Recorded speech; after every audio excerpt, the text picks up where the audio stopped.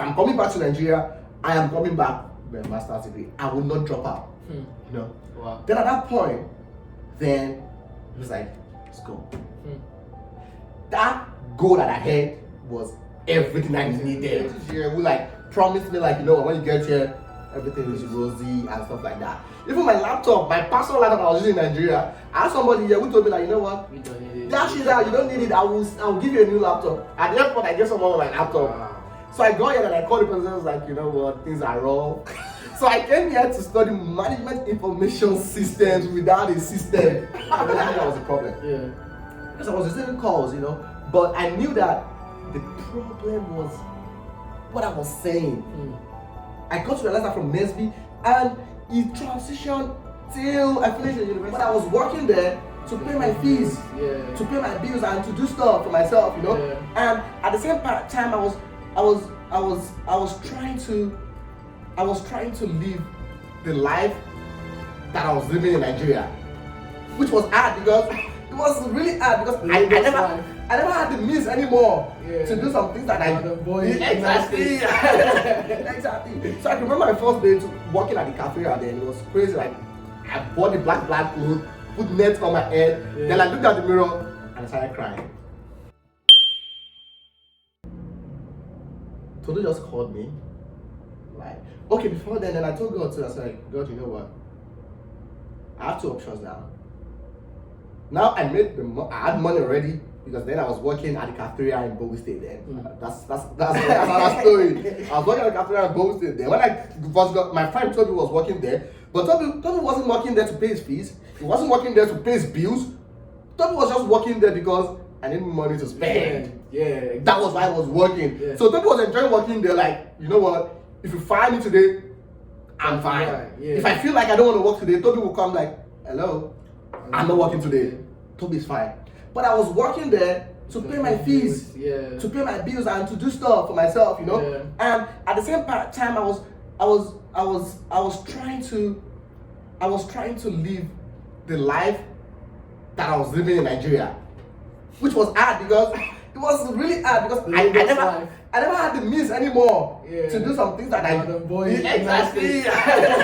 Exactly. So I can remember my first day working at the cafeteria, then it was crazy. Like I bought the black clothes, put nets on my head, then I looked at the mirror and I started crying.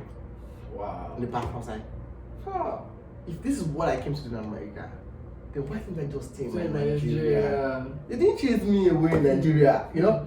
But after that, then I looked at the mirror again and I told myself, like, you know what? You are not here for this job. You are here for your master's. Your visa says F1. You are a student, not this. So this is not who you are. You know what? Exactly. Grad yourself, go down there, work. Then I was doing the work. I was taking shifts and doing stuff, you know, just to make sure that I kind of raise money for the deficit I had in my fees. So then before Tolu called, then as I was saying, then I told God, like, God, you know what? This is just easy. And I've made it so easy on you.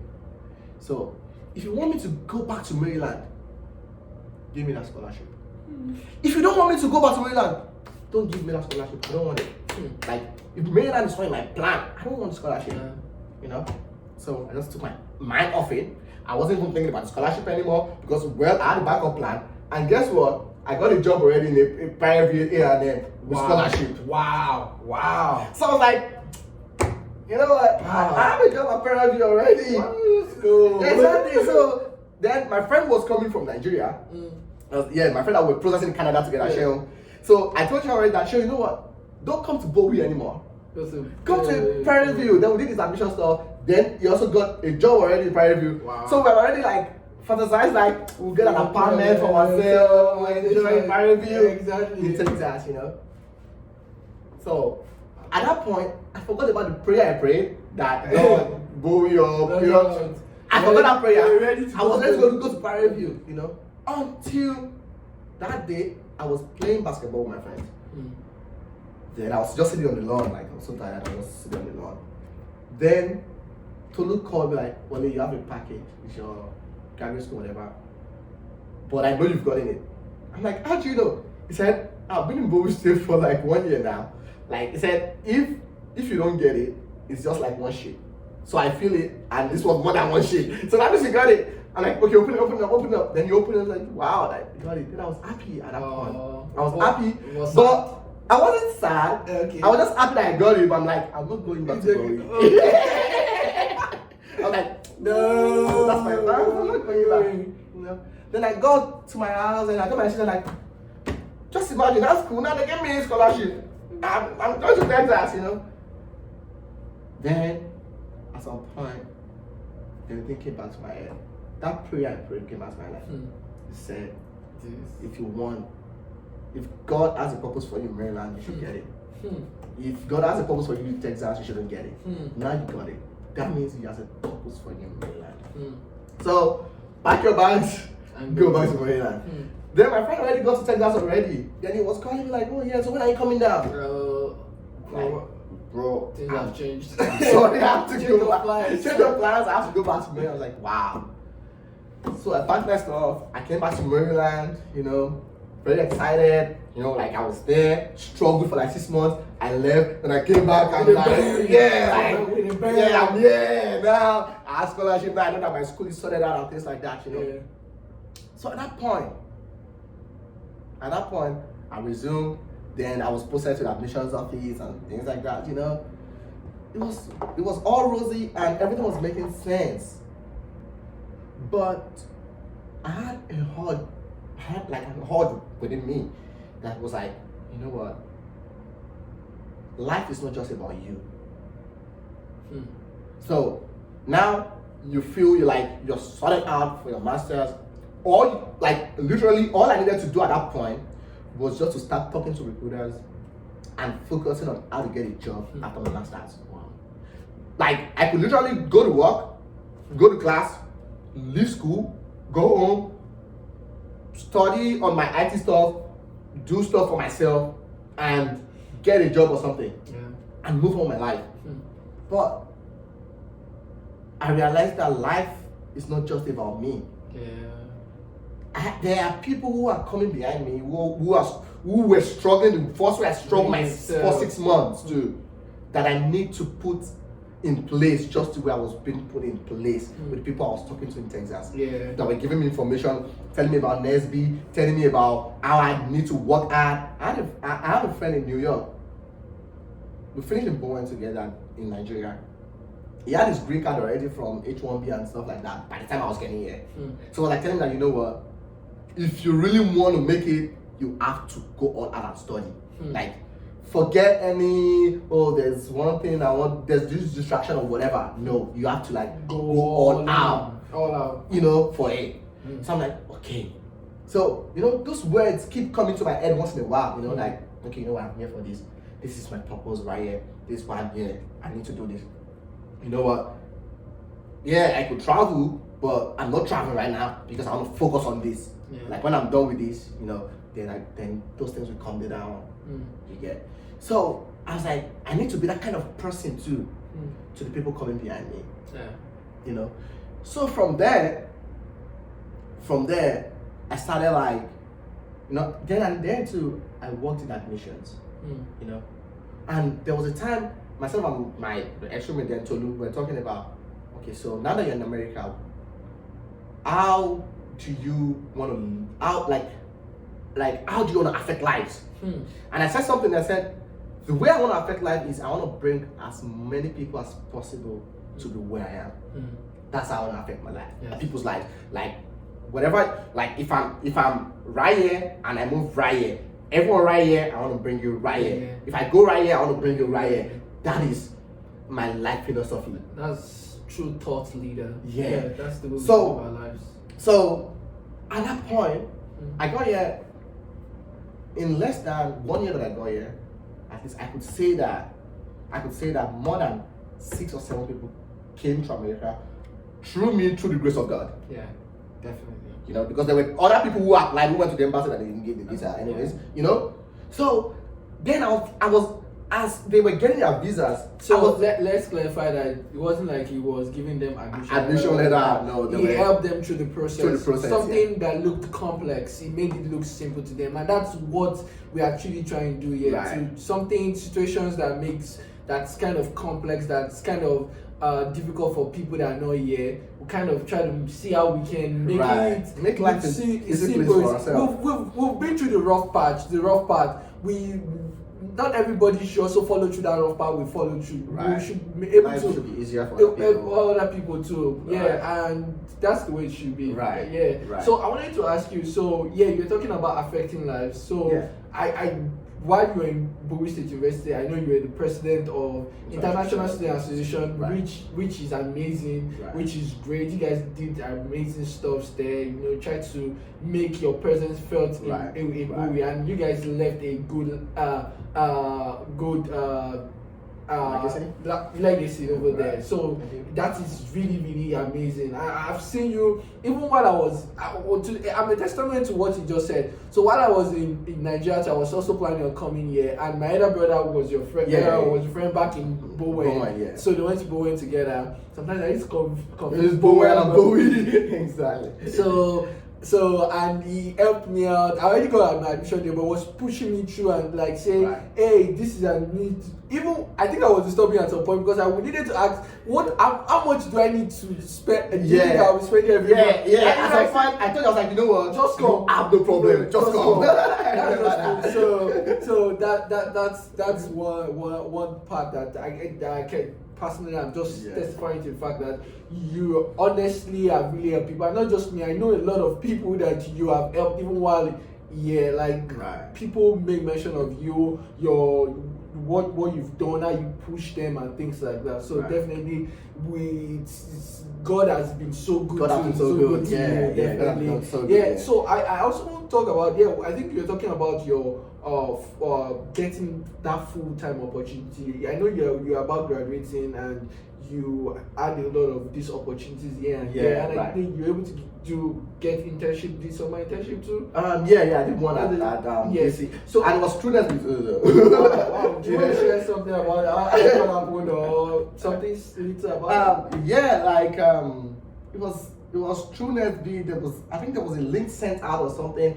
Then a friend of mine just called me because then I was at that point, then I took so many things on me, you know, people stuff and things, because you know, like the MIS we did, you understand? Yes. Like there were so many people that didn't even have the background of computer science. You know, who were my colleagues. Class was much easier for me because of the background, computer science. I did IT job for like 5.5 years. Then in class, I'm just like, this is okay. Industry knowledge. So I was using those knowledge for the classes, but I had friends who were struggling, who were international students. So most times, tutorials, you know, I was like always busy at Bowie State then. So I couldn't like keep up with emails and things. Then a friend just called like, oh, check this thing out. And I checked it out and I saw like a summer internship stuff. I think it was like 2 months or so in DC. Wow. You know, so it was like IT tutoring stuff and things like that. So I was like, oh yeah, let me just go for it instead of like being at home. And you know, so like I went for it and it was a very good experience. I met good people over there. I met international students too over there. And from there, over there, then most of the international students I met over there, they kind of explain how they do their stuff to me and things like that. I'm like, oh yeah, I think we can also do this too in Bowie State and stuff like that. At that point, I had no idea that I would be international student president at that point. But I was just like all out for anyone who is coming from Nigeria, especially if you don't even have the means of paying your fees or whatever, or anyone who's just coming from Nigeria or from Saudi Arabia, from wherever, and you want to be great. I'm open to talk to you. Definitely. You know, I was just that kind of person. I was just there. You know, so I came back to Bowie State, and you know, we still continued doing that. Organize tutorial, but at that point I never had time for myself.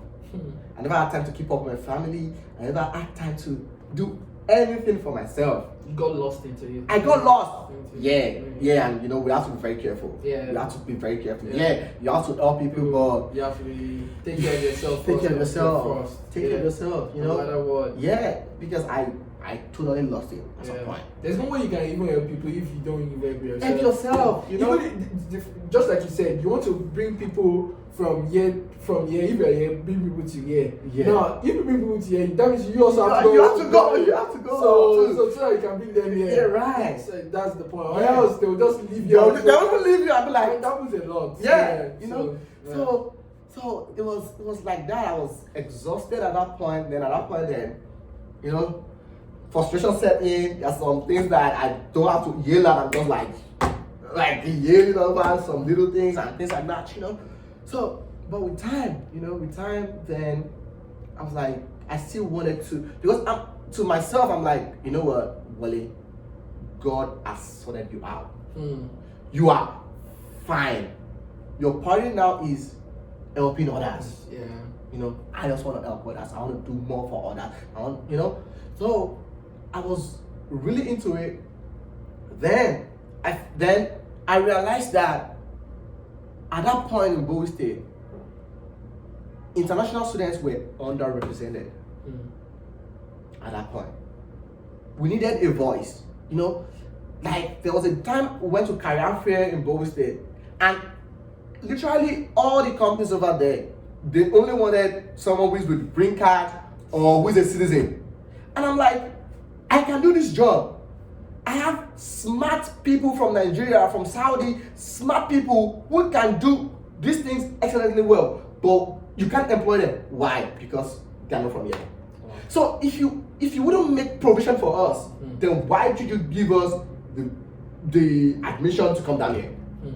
So at some point, some of us were storming out of career fairs, like, then this is not for us. I don't feel like I don't feel like these people even know that I'm here. And we are paying out of pocket. I'm paying not students loan. I'm paying a lot of money. Yeah, you know.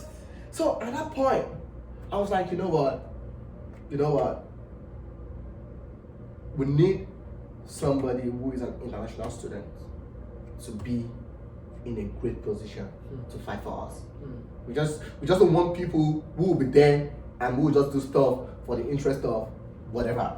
We need people who will fight for us, who will stand for us. You know, who would make life easy, not just for us, but for the people coming behind us. Because I was so adamant about the people coming behind us, because I knew my own vision. I still in Maryland right now, but my vision was, if day after my graduation, I'm leaving Maryland. That was my vision, you know. So I'm like, what happens to the people coming behind us?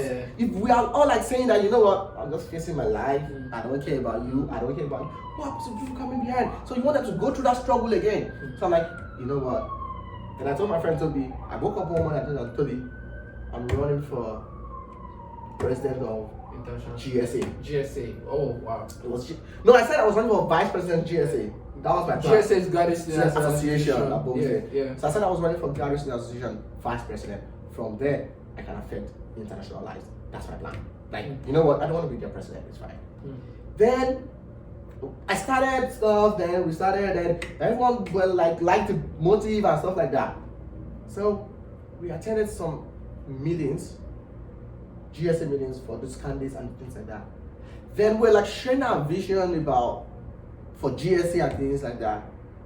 Then I realized that though I got my vision and whatever I want to do from my friends, colleagues, and people who had good interest for the university together. So by the time I put all these things together, and I heard what these people who wanted to be president say, I'm like, these guys don't really have a good mission for this thing. You know what? I'm not doing the vice president anymore.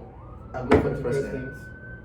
Then I moved to the president. We had posters, we had stuff. GSA president. Okay. It was tiring. It was, shout out to all the international students who supported me there. Shout out. You know what? Yeah, you know what? Till now, I flash back to them and they are great.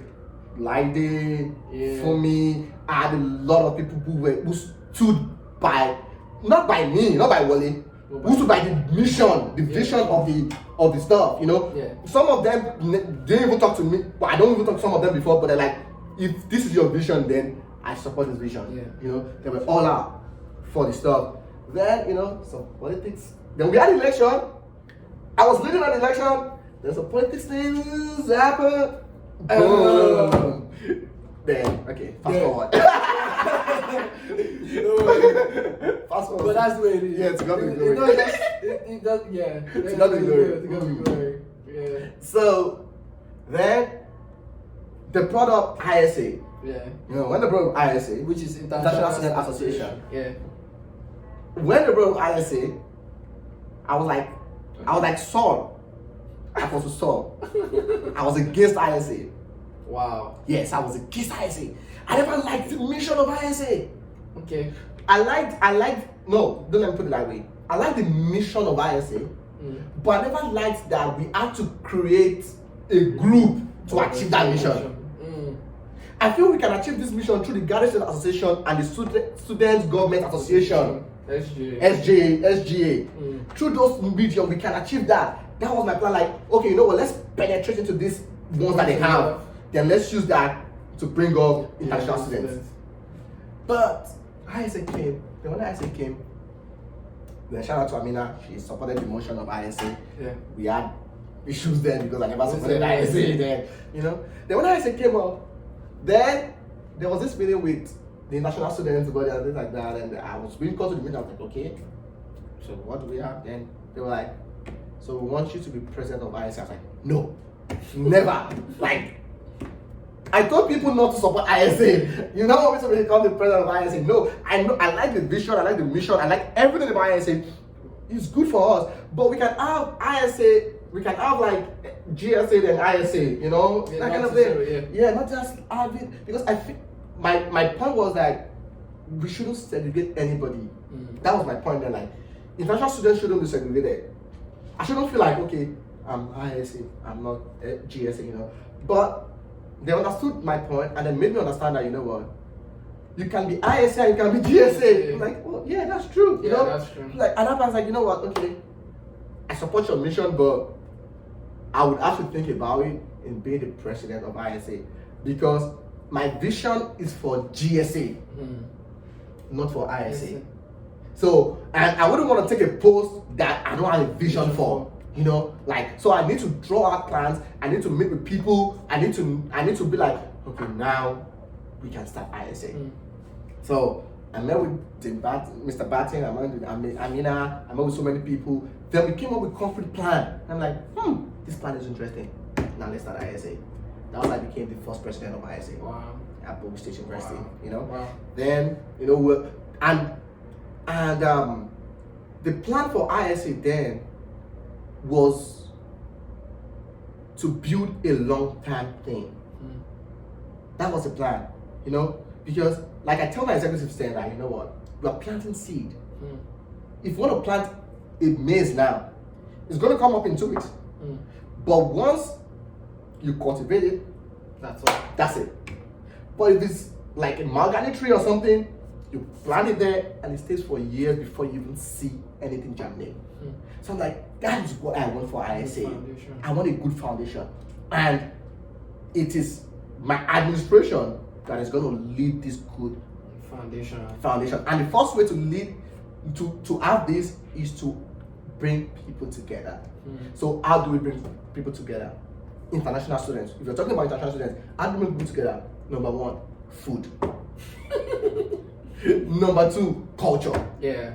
You know, I'm like, so if someone who doesn't even have a family in America, yes, that, oh, there's a tradition now, whatever, people are wearing their native and stuff like that in one or like that. Really? Yeah. And there's beans from Nigeria, there's shito from Ghana, there's whatever from, like, oh, let's go. I need to be there.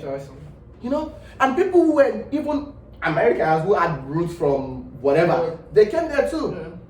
So that was how we started gathering people together. You know, started bringing people together. Yeah. Then from there, we let people know our mission. We let people. Then at some point, we're tying people up with mentors. Like, okay, Olamide has been here for 1 year. Yeah.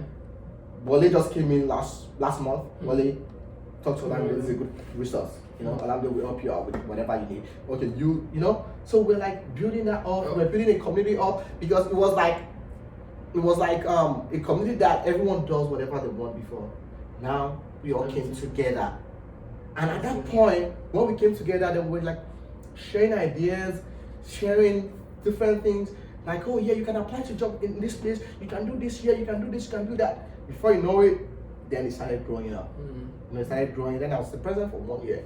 It started growing, and I started growing. Then we had meetings with the president. So whenever there's any issue, like just like there was one issue that came up. Then there was this professor that feels like international students in MIS that time. Like I was so happy that we had ISA then. Yeah, I remember that time, and the response was really swift, and it all worked in their favor. Exactly. Yeah. Like when the stuff came in. Yeah. As stuff came in, I was like, you know what? I just need just send me one email just to have an official stuff. Then I can meet with whoever. Then I went to the student affairs, went to the president. Before you know it, then there was a solution to it. Yeah, and that's the whole essence of having a body in school. Right.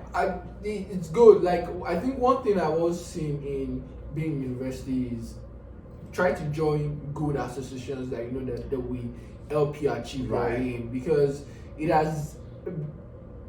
Back home, joining association was probably like a waste of time. It was a waste of time. So your parents were even saying that, why are you even going? But joining association here is even good for you in order for you to get jobs. Like, because you might meet recruiters that for example, Nesby, if I'm part of Nesby organization, like I did, I was the registration coordinator for a Nesby regional conference, I think twice, and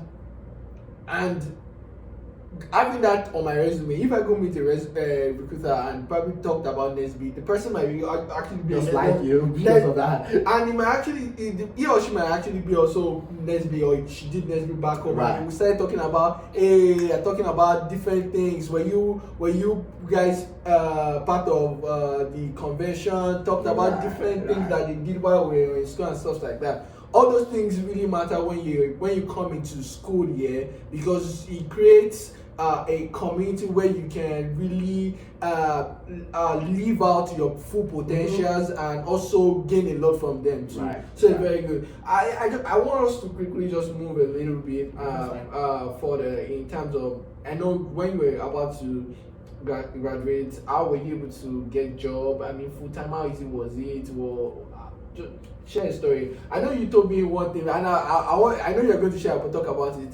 I know one day when he got his job, he told me like, do you know how many applications I did every week? He said he did like up to 400 applications, interview, job applications. I'm like, wow, that is crazy. I also did like a couple of maybe 50 or 20. I don't think I was as crazy as he was, but he was so passionate. Like, probably want to talk more about it. I'm glad we can laugh about it now. Exactly. Because trust me, it wasn't fun, Yeah. Because, like I said, I had friends elsewhere from Texas that would look up to each other. Yeah.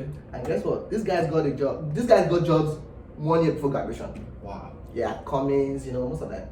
Wow. So then I didn't interview at Cummins too for Nesby. Yeah, let's talk about that. I didn't interview at Cummins for Nesby. 7 of us, I'll write up so fast. 7 of us did interview with Cummins. Out of 7 of us, 6 got the job. Just 1 person didn't get the job. Guess what the 1 person is? Me. Wow. I didn't get the job. Now, why? That was where I started learning like America is different from Nigeria. I went to the interview. This lady loved me. Like, she was like literally putting words in my mouth. Like, just say this, just say this, just say this. But my Nigerian mentality, like, I was talking about everything I was doing back in IGI. The networking, the database, the system support, the technical, whatever. I was talking about it, thinking that I was selling myself. But this one just needed me to just focus on just one thing. Wow. All because she just wanted to put me in one department. I never knew that was how I worked in America. I think it's just like Nigeria, that once you're in IT is doing everything. So she just wanted to put me in one department. So she just needed me to talk about one thing. Database. Then she's like, this guy is a database person. Network, this guy's a network person. That's what she needed. But I didn't know. So when I finished, then she was like, okay, like, and I got the result of the interview. Like, no, that was the final stage. Wow. You know what? And she was so interested in me that I had to go back to her like, okay, it's hard to take in, but can you tell me why I lost this opportunity? Then she told me all this, like, you know what? I know you know your stuff, you know your thing, but I couldn't figure out where you want, like what I would put you in. I don't know. So it's like, needed that. Oh my God. She told me, she was like, this interview should have lasted just 30 minutes. I pushed it to 45 because I want to get that thing from you. But you are not, but you were, like, you would, on something like, yes, next thing you just talk about networking. Let's just talk about something else. I'm like, can you just help me out? She's like, no, like, there's no way she would have.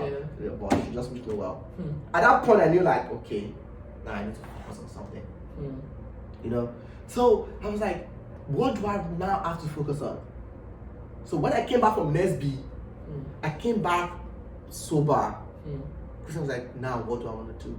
Because then I was trying to move into software development. Yeah. So let me just say, so when you say came back from Nesby, so National Select, just like I said, is the largest gathering of was a conference. Black engineers. So we went for a convention, a very big convention. They have once in a year. They're having the next one, the next in March. I think ending of March, and it's a very big conference. So you have a bunch of organizations, companies coming, Google, Apple, every one of them trying to also reach out to minorities, not just because they are minorities alone, but because they are smart too. These are smart people, intelligent folks that I've met. So they were trying to reach out to get talent out of them. So, and that's the point where so when you came back, sorry. So then I was like, you know what, I need to just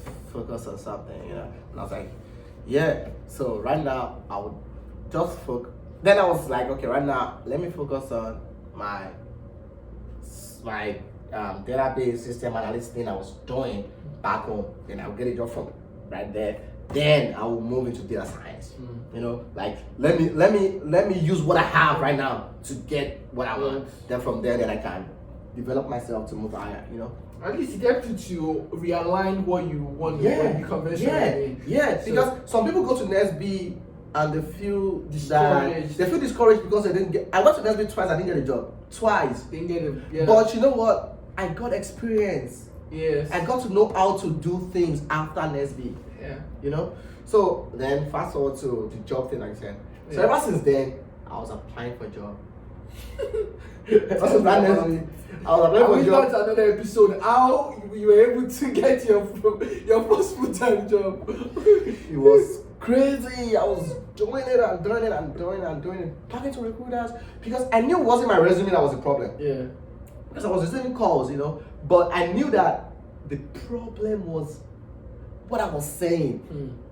I got to realize that from Nesby, and it transitioned till I finished the university. Wow. And I finished at Bogu State, you know. So when I finished at Bogu State, then I met a mentor, Dr. Charles.